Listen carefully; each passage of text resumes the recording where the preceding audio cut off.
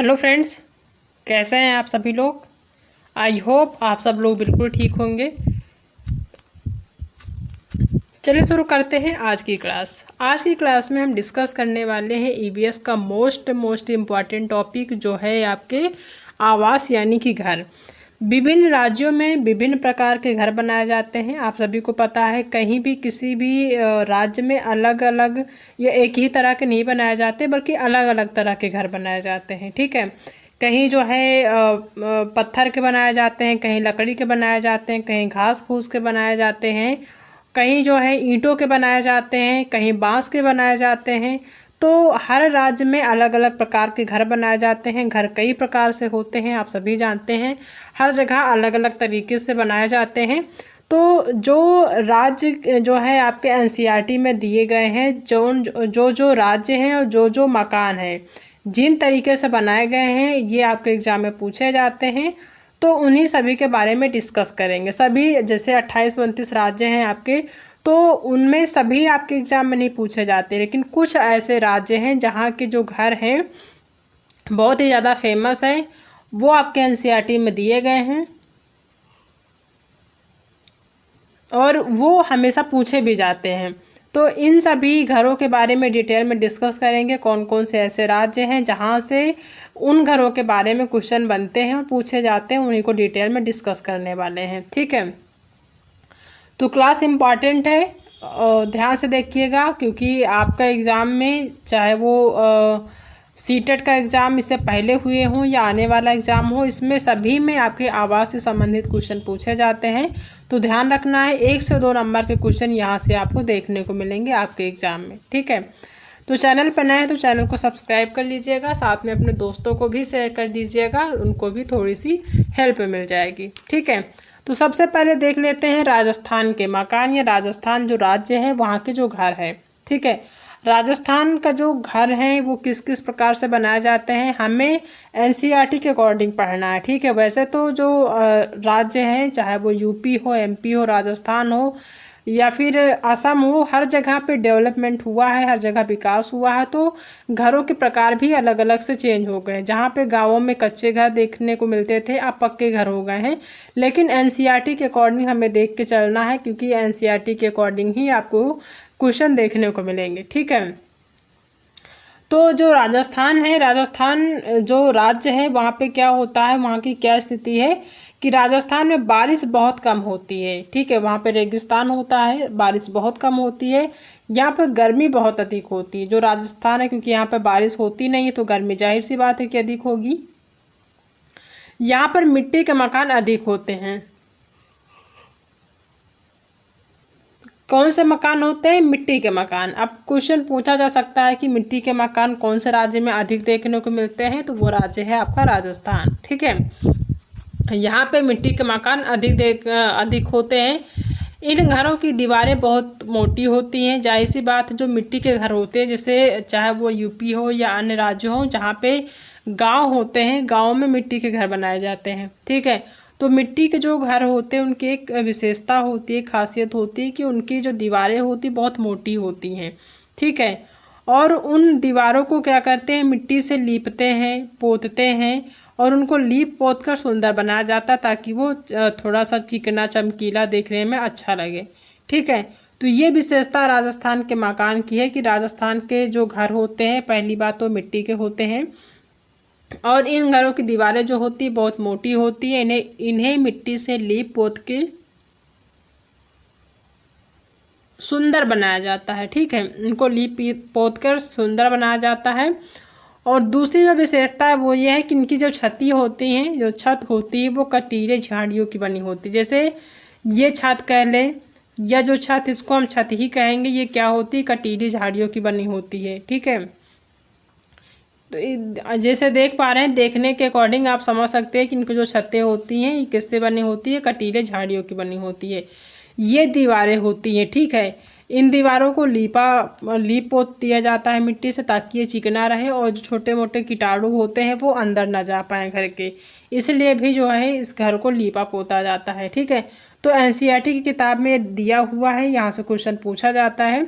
एक दिया है कि मैं राजस्थान के गांव से आया हूँ। अच्छा, एग्जाम में इस तरीके से भी क्वेश्चन पूछा जा सकता है कि मैं एक गांव से आया हूँ, हमारे यहाँ बारिश बहुत कम होती है और गर्मी पड़ती है अधिक। हम लोग मिट्टी के घरों में रहते हैं, घरों की दीवारें बहुत मोटी होती है, इन दीवारों को मिट्टी से लीप पोत कर सुंदर बनाया जाता है, छतें कटीली झाड़ियों की बनी होती, बताओ मैं कहाँ से हूँ।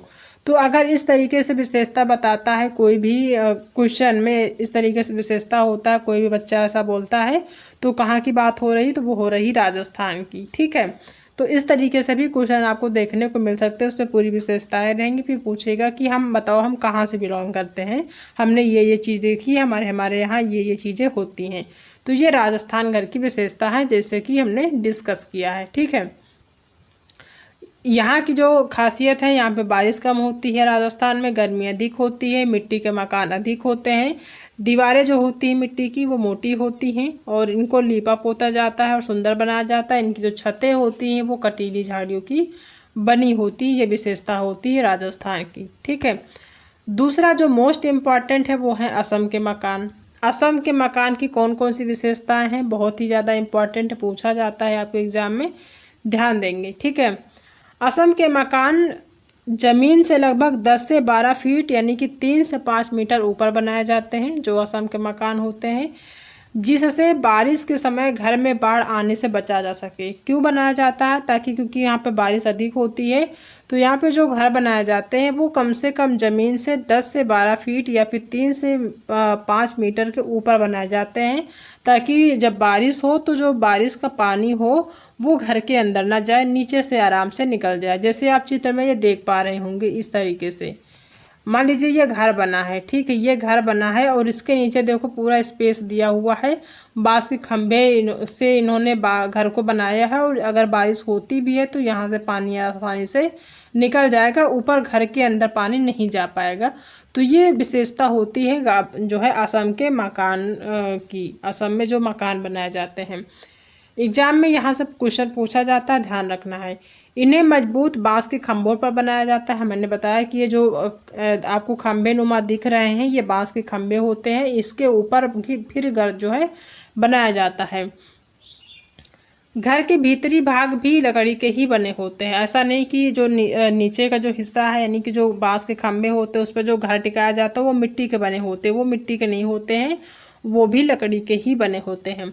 इन घरों में प्रवेश करने के लिए सीढ़ी का उपयोग किया जाता है, जैसे कि ये देख पा रहे हैं, ये प्रवेश करने के लिए सीढ़ी बनी हुई है। असम में बांस तथा रस्सी के पुल बनाए जाते हैं, क्योंकि असम जो ऐसा राज्य है यहाँ पे बांस के जो पौधे होते हैं बहुत अधिक मात्रा में देखने को मिलते हैं। तो यहाँ पे ज़्यादातर जो वस्तुएं देखने को मिलती हैं, चाहे वो घर हो या फिर जो खाने पीने के बर्तन होते हैं, ये सारी चीज़ें आपको बांस से ही देखने को मिलेगी। ठीक है, तो इस असम जो ऐसा राज्य है यहाँ पे ज़्यादातर वस्तुएं जो देखने को मिलती हैं बांस से ही मिलती है, देखने को बांस से ही बनाई जाती हैं, चाहे वो चाय के कप हो या फिर आपके बर्तन हो, कोई भी चीज़ें हो, लगभग चीज़ें बांस से ही बनाई जाती है, क्योंकि काफ़ी मात्रा में बांस होता है तो उसका यूज कर लेते हैं ये लोग। यहाँ बांस का प्रयोग अधिक होता है, हमने बताया, इसलिए बांस को गरीबों का टिम्बर कहा जाता है। इसलिए क्योंकि जाहिर सी बात है कि बांस का यूज हर काम में किया जाता है, तो उसको गरीबों का टिम्बर कहते हैं। बोरा असम में खाया जाने वाला चावल का एक किस्म है जो कि पकने के बाद चिपचिपा हो जाता है। यहाँ से क्वेश्चन पूछा जाता है कि असम में पाए जाने वाले चावल को क्या कहते हैं जो पकने के बाद चिपचिपा हो जाता है, तो वो है बोरा। बोरा एक प्रजाति है, एक किस्म है चावल की जो कि पकने के बाद चिपचिपा हो जाता है। असम में ज़्यादातर लोग इसको खाते हैं, तो यहाँ से क्वेश्चन पूछा जाता है। नेक्स्ट जो इम्पॉर्टेंट है वो ये है कि यह चावल बिहू में खाया जाता है। जो बोरा चावल है ये जो बिहू त्यौहार मनाया जाता है उसमें ज़्यादातर लोग खाने के लिए जो है रखते हैं या फिर ज़्यादा पसंद करते हैं। ठीक है, तो ये असम की विशेषता हो गई। असम की में जो है बांस का जो है ज़्यादा यूज़ किया जाता है, जो घर बनाए जाते हैं वो भी बांस के बनाए जाते हैं और 10 से 12 फीट ऊंचे बनाए जाते हैं। अगर मीटर में पूछता है तो 3 से 5 मीटर ऊपर बनाया जाता है ज़मीन से, ताकि जो बारिश का पानी हो वह आसानी से नीचे निकल जाए, ऊपर घर में न जाए। ठीक है, और घर में प्रवेश करने के लिए सीढ़ियों का प्रयोग किया जाता है। असम में बांस तथा रस्सी के पुल बनाए जाते हैं, ध्यान रखना है। ठीक है, और नेक्स्ट ये पूछा जाता है कि बोरा असम में खाया जाने वाला चावल का एक किस्म है जो कि पकने के बाद चिपचिपा हो जाता है। और बिहू जो है एक असम का त्यौहार माना जाता है जो कि प्रमुख त्यौहार है। इसमें जो है बोरा चावल को खाना पसंद करते हैं लोग, यहाँ इस पे जो है इस त्यौहार में खाते हैं। नेक्स्ट जो है वो है लेह के मकान। अब लेह लद्दाख है, वहाँ पे किस तरीके के मकान बनाए जाते हैं, किस तरीके से आपका एनसीईआरटी में दिया है वो देख लेते हैं। लेह के अधिकतर मकान सफ़ेद पत्थर वाले 2 मंजिल के होते हैं। ध्यान रखना है, सफ़ेद पत्थर के होते हैं और 2 मंजिल के होते हैं। नीचे के मंजिल में खिड़की नहीं होती है। मान लीजिए कि ये जो घर बना हुआ है, ठीक है, ये घर बना हुआ है, तो ये मान लीजिए घर है, तो यहाँ पे जो नीचे का मंजिल है इसमें खिड़की नहीं होती है। ऊपर का जो हिस्सा होता है 2 मंजिल का होता है, एक नीचे का हो गया, एक ऊपर का हो गया। तो जो नीचे का हिस्सा है इसमें खिड़की नहीं होती, जो ऊपर का हिस्सा इसमें खिड़की होती है, ठीक है। यहाँ के घर के छतों को पेड़ के मोटे तनों से बनाया जाता है। यहाँ की छतें जो होती हैं समतल होती हैं, यानी ऐसे नहीं होती हैं, ठीक है। ये क्या होती है, समतल होती है, जैसे कि आप देख रहे होंगे, हम दिखा देते हैं आपको, ठीक है। ये जो है इस तरीके के छतें जो हैं आपको समतल देखने को मिलेंगी। यहाँ के लोग छत का उपयोग फल व सब्जियाँ सुखाने के लिए करते हैं और उन्हें सुखा कर रख लेते हैं क्योंकि ये सब्जियाँ उन्हें सर्दियों के मौसम में नहीं मिलती हैं, ठीक है। यानी कि जो सब्जी होती है वो सर्दियों के लिए रख लेते हैं क्योंकि सर्दी के मौसम में सब्जियां नहीं मिलती है, तो जो सूखे हुए फल और सब्जी होते हैं उन्हीं का ये यूज करते हैं सर्दियों के मौसम में। छत पे जाने के लिए यहाँ के लोग बांस की सीढ़ी का प्रयोग करते हैं, ठीक है। यहाँ पे अलग से जो जिसको हम जीना कहते हैं या फिर जो अलग से घर में जुड़ा हुआ एक सीढ़ी बनाई जाती है वो नहीं रहता, बांस की ही सीढ़ी होती है, उसी का यूज करते हैं। यहाँ के घर 2 मंजिल के होते हैं। पहले पर मनुष्य और निचले भाग पर जानवर रहते हैं। जो 2 मंजिल के मकान होते हैं, जैसे ये आपका मकान, यहाँ के जो मकान होते हैं 2 मंजिल के होते हैं। पहली बात तो ये समझ लीजिए। तो जो नीचे का हिस्सा होता है वो क्या होता है, इस वाले हिस्से पर जो निचला हिस्सा होता है इस पे जानवर रहते हैं और जो ऊपर का हिस्सा होता है, ये जो हिस्सा होता है यहाँ पे मनुष्य रहते हैं, ठीक है। यानी कि जो लोग रहते हैं वो ऊपर वाले हिस्से में रहते हैं और नीचे वाला जो हिस्सा होता है उस पे कौन रहता है, जानवर रखते हैं, वो लोग जानवरों को रखते हैं। जब अधिक सर्दी पड़ती है, क्योंकि यहाँ पे लेह लद्दाख का जो हिस्सा होता है, जो क्षेत्र होता है, यहाँ पे सर्दी अधिक पड़ती है। जब सर्दी अधिक पड़ने लगती है यानी कि आवश्यकता से अधिक पड़ती है, जब लोग सहन नहीं कर पाते, सहन शक्ति से ज़्यादा बढ़ती है, तो लोग क्या करते हैं कि इस नीचे वाले हिस्से में जानवरों के साथ रहने लगते हैं, ठीक है। जब अधिक सर्दी पड़ती है तो ये लोग सर्दियों में ठंड से बचने के लिए घर के निचले हिस्से में रहने लगते हैं। क्यों? क्योंकि जो घर की छतें, जो घर की दीवारें होती हैं निचले घर की, वो मोटी होती हैं, ठीक है। और लकड़ी के फर्श और लकड़ी की छत यहाँ के लोगों का ठंड से बचाती हैं, ठीक है। ध्यान रखना है, जो नीचे का हिस्सा होता है, क्योंकि एक तो यहाँ पर जानवर रहते हैं और जो है घर की जो मोटी मोटी दीवारें होती हैं और लकड़ी के जो फर्श होते हैं, वो लकड़ी की छत यहाँ के लोगों को ठंड से बचाती है। नीचे का जो निचला जो हिस्सा होता है घर का, वो थोड़ा सा गर्म रहता है, ठीक है। ये लोग एक खास प्रकार की टेंट भी बनाते हैं जो वहाँ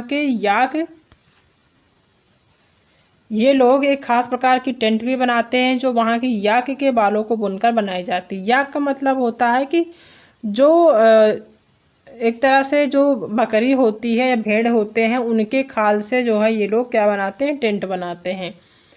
यह टेंट तिकोने आकार की होती है जिसे रेबो कहा जाता है। जो तिकोने आकार की टेंट होती है इस टाइप की, उसको क्या कहते हैं, रेबो कहते हैं। ये टेंट मजबूत और गर्म भी होती है। अब गर्म क्यों होती है? क्योंकि ये जो है, जो याक होते हैं, जो भेड़ होते हैं, उनके बालों से बुनकर बनाई जाती है, इसलिए वो गर्म भी होती है और साथ ही साथ मजबूत भी होती है।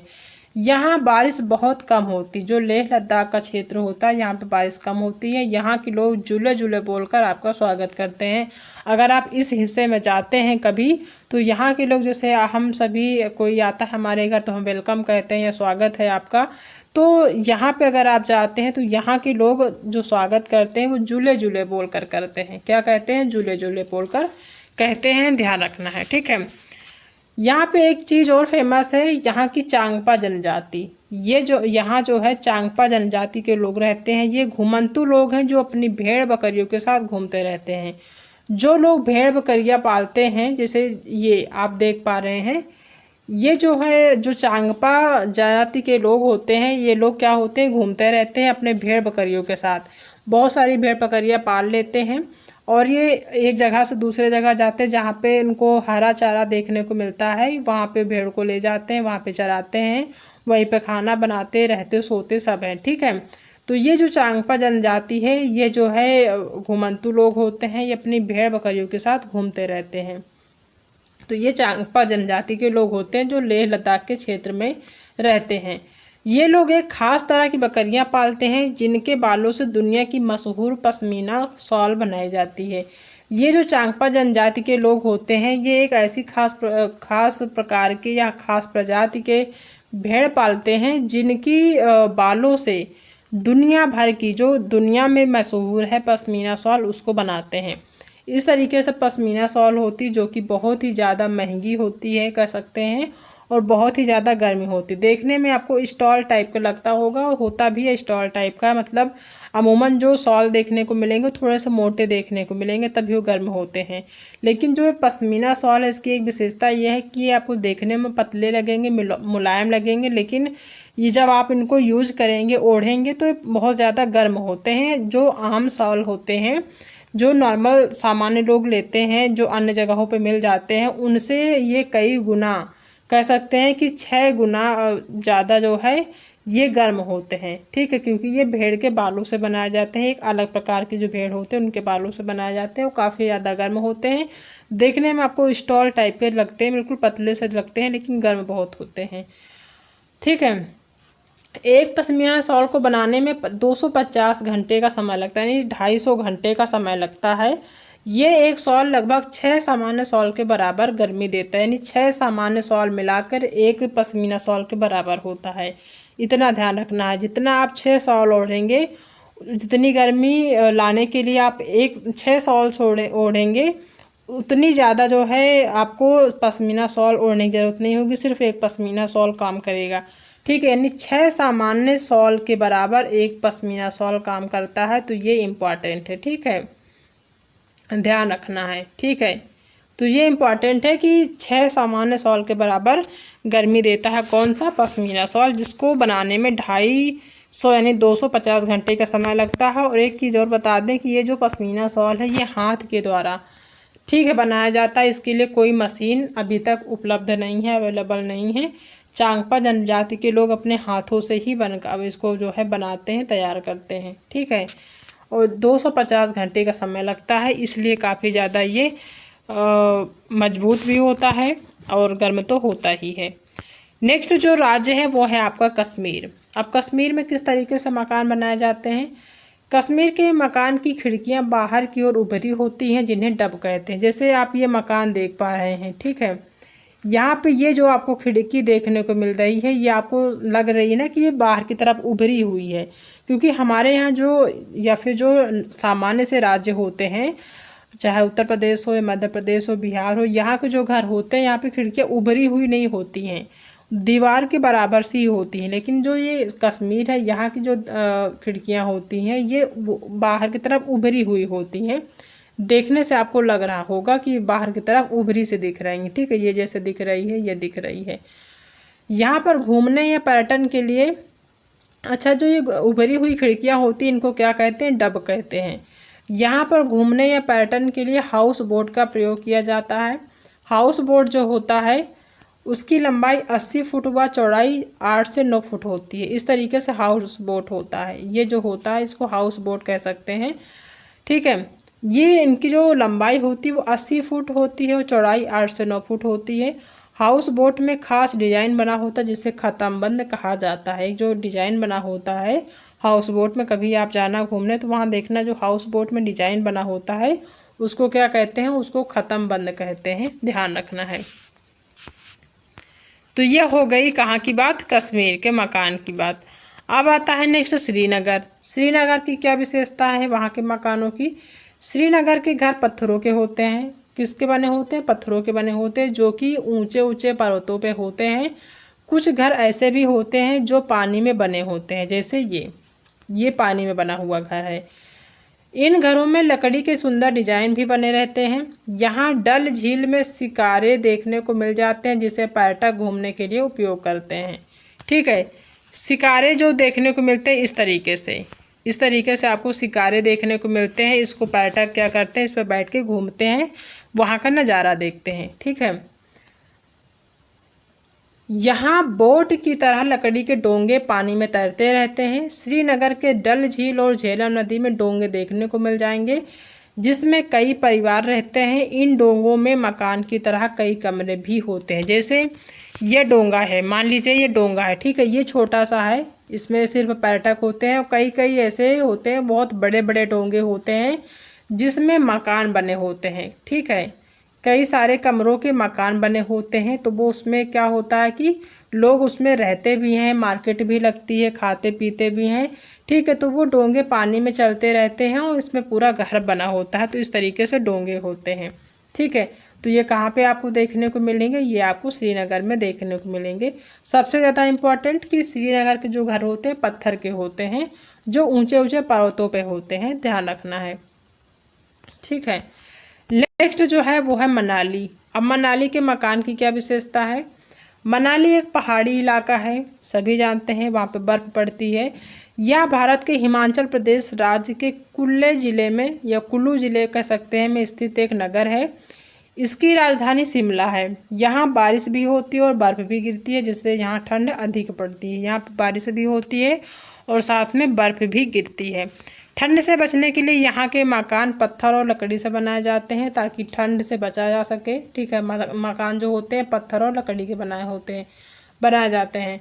इन मकान की जो छतें होती वो ढालू होती, जैसे कि आप देख पा रहे हैं, ढालू होती हैं, ताकि जो बर्फ़ गिरे वो आसानी से नीचे की ओर आ सके, और मतलब ज़्यादा वजन ना उस पर आए, क्योंकि पर डे वहाँ पर बर्फ़ गिरती है। ज़्यादा वजन हो जाएगा तो छत टूट भी सकती है। तो ये ढालू होते हैं कि बर्फ़ आसानी से फिसल के नीचे आ सके। ठीक है, तो ध्यान रखना है यहाँ पे।